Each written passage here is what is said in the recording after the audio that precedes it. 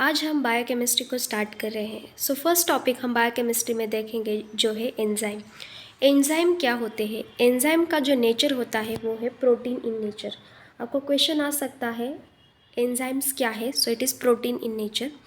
And जब हम protein water के साथ मिक्स करते हैं तो हमें जो फॉर्म मिलता है उसे बोलते हैं कोलॉइडल डिस्पर्शन। क्या बोलते हैं? Colloidal dispersion. आपको ऐसा भी क्वेश्चन आ सकता है enzymes when added in water it will forms colloidal dispersion because protein ही नेचर कौन है? एंजाइम का नेचर ही क्या है? प्रोटीन है। सो नेक्स्ट देखिए कि एंजाइम जो है उसके लास्ट में किसी भी स्पेलिंग के लास्ट में ASE लगा तो वो क्या होता है? एंजाइम होता है। सो देखो first one is ligase. Ligase जो है उसमें क्या एक इम्पॉर्टेंट पॉइंट है कि इट डज़ नॉट हैविंग को एंजाइम एंड को फैक्टर। सो आपको एक क्वेश्चन माइंड में आया होगा कि व्हाट इज़ को एंजाइम एंड को फैक्टर। सो मैंने नीचे उसे मीन्स आगे एक्सप्लेन किया है। सो हम देखेंगे। जस्ट आपको एक पॉइंट याद करना है कि जो लाइगेज है उसमें coenzyme and cofactor present नहीं होता। उसके बाद सेकेंड एंजाइम है वो है isomerase, then racemase, hydrolase and lyase. So hydrolase and lyase में क्या डिफरेंस है? हाइड्रोलेज जो है वो क्या करता है? Break down in presence of water. कौन करता है? हाइड्रोलेज करता है। एंड लाइज क्या करता है? Break down in absence of water. उसके बाद ऑक्सीडेशन एंड रिडक्शन कॉज करने के लिए जो एंजाइम रिस्पॉन्सिबल होता है उसे बोलते हैं ऑक्सीडो रिडक्टेज। उसके बाद एक एंजाइम होता है dehydrogenase which is responsible for oxidation and reduction in both direction means reversible as well as irreversible. उसके बाद देखो आपको क्वेश्चन आ सकता है what is holoenzyme. Holoenzyme क्या होते हैं? जो एंजाइम का स्ट्रक्चर है उसका जो फंक्शनल यूनिट होता है उसे बोलते हैं holo enzyme. The functional unit of enzyme is called as holo enzyme. उसके बाद प्रोस्टेटिक ग्रुप। देखो protein and non protein part is present in enzyme. जो हमारा एंजाइम होता है उसमें टू पार्ट्स प्रेजेंट होते हैं, protein and non protein. So non protein and protein parts को कनेक्ट किया जाता है by the covalent bond that is called as prosthetic groups. उसके बाद देखो अब आपको क्लियर हो जाएगा what is coenzyme and cofactor. So जो प्रोटीन पार्ट है उसे हम क्या बोलते हैं? Apoenzyme. The protein part is called as apoenzyme and non protein part is further classified into organic part and inorganic part. So जो organic part है उसे बोलते हैं को एंजाइम एंड जो इनऑर्गेनिक पार्ट होता है उसे बोलते हैं कोफैक्टर। सो आपको थ्री कंसेप्ट क्लियर हो गए, what is holoenzyme, what is apoenzyme and what is coenzyme, what is cofactor. Holoenzyme is functional unit of enzyme. उसके बाद what is apoenzyme which is protein part of enzyme. Cofactor that is the non protein organic part and is coenzyme and cofactor is non organic non protein part. ये आपको concept clear होगा। अब देखो next जो part है वो है, अब हम देखेंगे व्हाट इज कोफैक्टर्स। कोफैक्टर्स जो कि प्रेजेंट होते हैं किसमें? एंजाइम्स में। सो कौन कौन सा कोफैक्टर किस एंजाइम में प्रेजेंट है वो हम देखेंगे। जो मैंगनीज है वो किस में प्रेजेंट होता है? Pyruvate and arginase. So trick क्या बताई है मैंने यहाँ? प्यारी एंड अर्जी ने मैंगो को मांगा मीन्स मैंगो खा रहे थे वो। मैंगो से याद करना है मैंगनीज एंड पायरी से याद मीन्स परी से याद करना है पायरुवेट एंड अर्जी से याद करना है अर्जिनेज।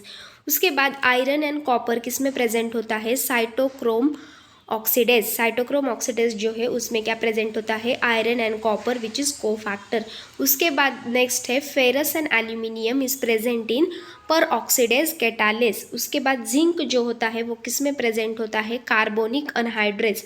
निकेल किस में प्रेजेंट होता है? यूरिएज। उसके बाद मोलिब्डियम जो है वो किस में प्रेजेंट होता है? Xanthine oxidase and dinitrogenase. Okay, जान दी थी, किसने दी थी? मॉली ने दी थी, ऐसी ट्रिक है। जान से झांतीन एंड डी से डाई नाइट्रोजनेज एंड किसने दी थी? मॉली ने दी थी, उससे मोलिब्डियम। ओके, अब नेक्स्ट देखो इम्पॉर्टेंट क्वेश्चन। ये जो है ऊपर का कोफैक्टर ये इम्पॉर्टेंट है, इसमें से आ सकता है कि मैंगनीज कोफैक्टर प्रेजेंट इन, आपको टिक लगाना है, पायरुवेट एंड अर्जिनेज। उसके बाद देखो enzyme show maximum activity at optimum pH and temperature. So optimum pH है 6.5 to 7.5 एंड ऑप्टिमम टेम्परेचर है 35 to 40। उसके बाद देखो एक होता है एंजाइम वेलोसिटी एंड एक होता है सबस्ट्रेट कॉन्सेंट्रेशन। उसका जो ग्राफ हम जब निकालते हैं तो वो किस फॉर्म में होता है, रेक्टेंगुलर हाइपरबोला मीन्स उसका ग्राफ का वो हमें मिलता है जब हम ड्रॉ करते हैं enzymes velocity and substrate concentration का ग्राफ। सो देखो एक कंसेप्ट है एट मैक्सिमम वेलोसिटी मीन्स जब मैक्सिमम वेलोसिटी होती है तो एंजाइम एंड सबस्ट्रेट का जो कॉन्सेंट्रेशन होता है वो क्या होता है, equal means enzyme is equals to substrate.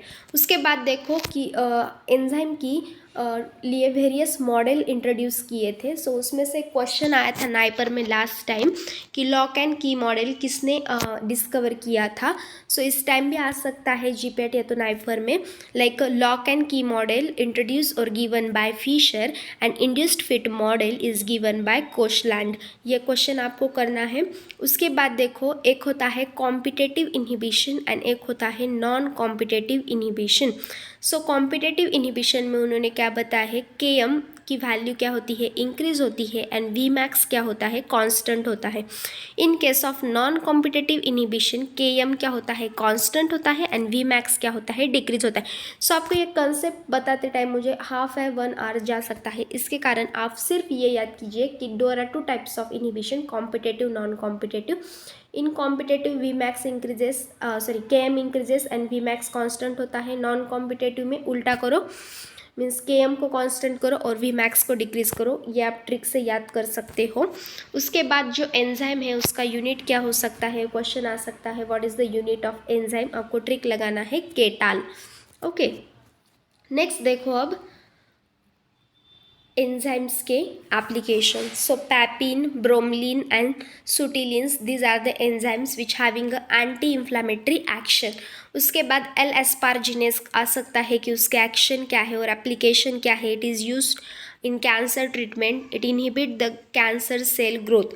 उसके बाद स्ट्रेप्टोकाइनेज एंड यूरोकाइनेज जो है उसे कौन से एक्शन है, थ्रोम्बोलाइटिक। उसके बाद मार्कर्स, मार्कर क्या होते हैं आपको एक कंसेप्ट में बताती हूँ कि आपके बॉडी में ये ऑलरेडी प्रेजेंट होते हैं, लाइक ये एंजाइम जो है LDH, SGPT, SGOT, CT, CPK, ये सारे जो है वो आपके बॉडी में ऑलरेडी प्रेजेंट होते हैं।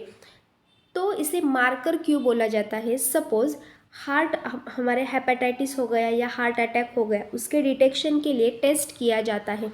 उसमें ये LDH, CPK इसकी जो वैल्यू है वो नॉर्मल ह्यूमंस में जो वैल्यू है, लाइक जिसको हार्ट अटैक के सिम्टम्स नहीं है उस पर्सन की वैल्यू एंड जो हार्ट अटैक कंटेनिंग पेशेंट्स है उनकी वैल्यू मीन्स उस वैल्यू में जब डिफरेंस आता है नॉर्मल वैल्यू से वो डिक्रीज़ या तो इंक्रीज़ होती है, तब हम डिटेक्ट कर सकते हैं कि उस पर्सन को there may be a chances of heart attack और हेपेटाइटिस। उस हम एंजाइम से डिटेक्ट कर सकते हैं बाय इंक्रीजिंग और decreasing that concentration of that particular enzyme. So उसके कारण उसे हम क्या बोलते हैं, मार्कर बोलते हैं। ओके बहुत सारे स्टूडेंट्स को पता नहीं होता कि मार्कर मतलब ये क्या बोल रहे हैं। मार्कर मतलब सपोज़ हमारे बॉडी में RBC है, उसका काउंट नॉर्मल काउंट एक दिया होता है। उसके बाद किसी पर्सन को वीकनेस आता है तो उसकी ब्लड टेस्ट की जाती है, उसमें वो RBC, WBC, प्लेटलेट काउंट देखते हैं। सो नॉर्मल से जब वो काउंट डिफ़र कर देता है, कम होता है, ज़्यादा होता है, तब हम उसे कह सकते हैं। जब कम होगा RBC काउंट तो हम कहेंगे उस पर्सन को एनीमिया है। सो कम हुआ मतलब it act as an a marker for detection of anaemia, वैसे हम बोल सकते हैं।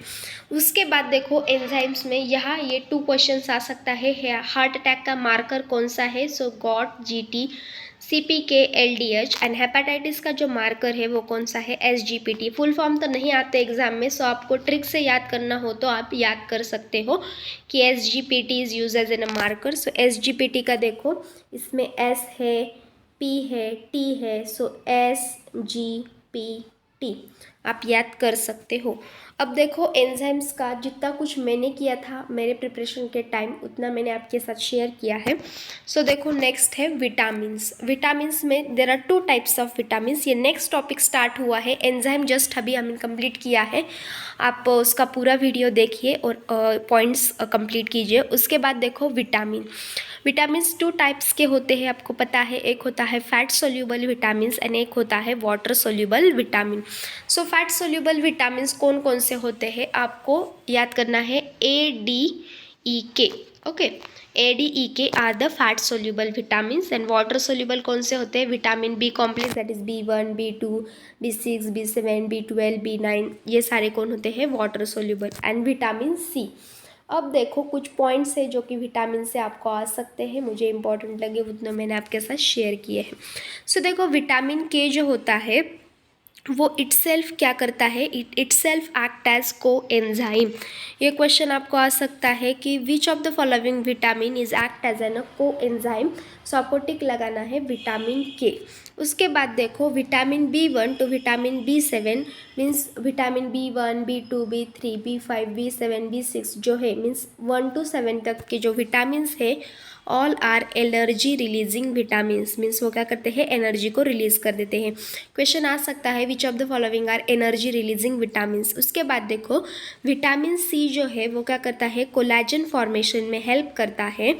एंड विटामिन सी का जब हम स्ट्रक्चर ड्रॉ करते हैं उसमें जो OH ग्रुप है that is responsible for antioxidant activity of vitamin C.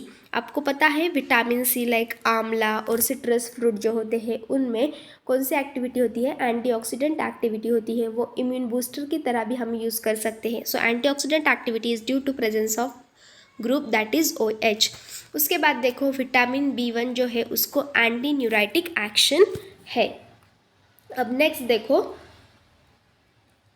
That is alcoholic condition में आपको डेफिशिएंसी हो गई that is beriberi which is occurs due to the deficiency of vitamin B1। So आपको ये डेफिशिएंसी है and alcoholic condition है, so it leads to one syndrome that is called as Wernicke Korsakoff syndrome. ये question आ सकता है, Wernicke Korsakoff syndrome is occurs due to alcoholic condition plus deficiency of vitamin B1 which is cause beri.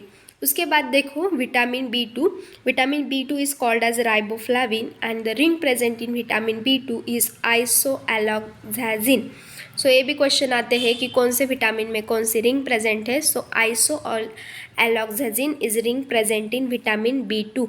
उसके बाद देखो pellagra preventive factor जो है किसने डिस्कवर किया था। So pellagra preventive factor is discover by Goldberger. उसके बाद देखो विटामिन B5 जो है उसकी डेफिशिएंसी कौन सी है, मीन्स विटामिन B5 बॉडी में कम हो गया तो कौन सी डेफिशिएंसी आ सकती है और उसे क्या बोलते हैं, उसे बोलते हैं बर्निंग फीट सिंड्रोम। उसके बाद देखो विटामिन B6 जो है वो क्या करता है, क्या करता है, पेरिफेरल न्यूराइटिस। आपके पेरिफेरल न्यूराइटिस को प्रिवेंट करने का काम विटामिन B6 करता है। Vitamin B7 is called as vitamin H। Vitamin B7 को ही हम क्या बोलते हैं, विटामिन H बोलते हैं और इसे also called as anti egg white injury factor. उसके बाद देखो विटामिन B12 जो है वो कौन सी रिंग कंटेन करता है, corrin ring is present in vitamin B12। उसके बाद देखो ये मैंने कुछ इंपॉर्टेंट पॉइंट्स आपके साथ डिस्कस किए हैं। सो आपको गूगल में जाकर ये सर्च करना है vitamins and their deficiency and किस विटामिन को क्या बोलते हैं। सपोज विटामिन B2 है तो उसे बोलते हैं riboflavin. Vitamin suppose B5 pantothenic acid. उसके बाद विटामिन B7, विटामिन B9 को क्या बोलते हैं, विटामिन B12 को क्या बोलते हैं, वो आपको देखना है। वो इजी है, आपको ने पढ़ा भी होगा बायोकेमिस्ट्री के अंदर, मीन्स लास्ट सेम में जो है वही प्रिपरेशन कर रहे होंगे या तो थर्ड सेम वाले। सो वो पहले ही हो चुका है आपके बी फार्मा कोर्स में। कुछ स्पेसिफिक पॉइंट जो है वो मैंने आपके साथ शेयर किए हैं। उसके बाद देखो विटामिन डी जो है उसे क्या बोलते हैं, hormonal vitamin, because it contains steroidal ring like structure, that's why it is called as hormonal vitamin. उसके बाद विटामिन ई जो है उसमें एक रिंग प्रेजेंट होती है which is heterocyclic ring, that is pyran. Heterocyclic ring present होती है विटामिन ई में, that is called as pyran. उसके बाद देखो यहाँ से क्वेश्चन आ सकता है कि विटामिन ए डी ई के में कितने आइसोप्रेन यूनिट होते हैं। So vitamin a content 2, vitamin D में नहीं होते, विटामिन ई में 3 होते हैं और विटामिन के में 4 होते हैं। ये इससे क्वेश्चन आ सकता है। उसके बाद देखो विटामिन ई जो है उसे एंटीऑक्सीडेंट एक्शन है due to presence of alpha tocopherol. उसके बाद देखो विटामिन डी उसे क्या बोलते हैं, सनशाइन विटामिन बोलते हैं, बिकॉज सन से हमें विटामिन डी मिलता है, so that's why it is called as sunshine vitamin. उसके बाद आगे देखो कि हमारे ह्यूमंस में कोलेस्टेरॉल के सिंथेसिस के लिए जो विटामिन रिस्पॉन्सिबल होता है, विटामिन D3 रिस्पॉन्सिबल होता है for synthesis of cholesterol. Plant में क्या सिंथेसाइज होता है? Ergosterol. And for ergosterol synthesis the responsible vitamin is vitamin D2। उसके बाद देखो विटामिन ए के लिए क्या है, कुछ important point. Vitamin A is responsible for mainly vision, means हमारे आइज़ में जो पूरा प्रोसेस है उसके लिए जो विटामिन रिस्पॉन्सिबल होता है वो है विटामिन ए। सो एक होता है रेटिनल एंड एक होता है रेटिनॉल। सो रेटिनल जो है वो कहाँ स्टोर होता है? It is stored in eye and retinol is stored in liver. एक है AL last with AL and एक है last with OL। So AL store होता है आई में एंड हमें पता है लीवर किससे ख़राब होता है? अल्कोहल से। अल्कोहल में क्या होता है? OH। सो हम याद कर सकते हैं OL means OH। So OH कहाँ स्टोर होगा? लीवर में। So 2 molecules of vitamin A combines to form beta carotene. जब 2 मॉलिक्यूल्स कंबाइन होते हैं विटामिन ए के तो वो क्या फॉर्म करते हैं? बीटा कैरोटीन फॉर्म करते हैं। उसके बाद देखो आइज़ में 2 टाइप्स के सेल होते हैं, एक होता है रॉड सेल एंड एक होता है कोन सेल। सो रॉड सेल्स कब वर्क करते हैं? जब डिम लाइट होती है और आपको कुछ चीज़ देखनी है। सो उस डिम लाइट में जब हम कुछ देखते हैं उस विजन के लिए जो रिस्पॉन्सिबल सेल्स होती है that is rod cell. And कौन सेल कब रिस्पॉन्सिबल होती है? सपोज जो सिग्नल्स में रेड येलो ग्रीन लाइट्स दिखती है वो लाइट हमें किसके कारण दिखती है? Due to presence of cone cells, means colour detection के लिए जो रिस्पॉन्सिबल है वो है cone cell. Vitamin A deficiency body में हो गई तो आपको क्या होता है? Bitot spot and xerophthalmia. This 2 conditions is occurs due to deficiency of vitamin A.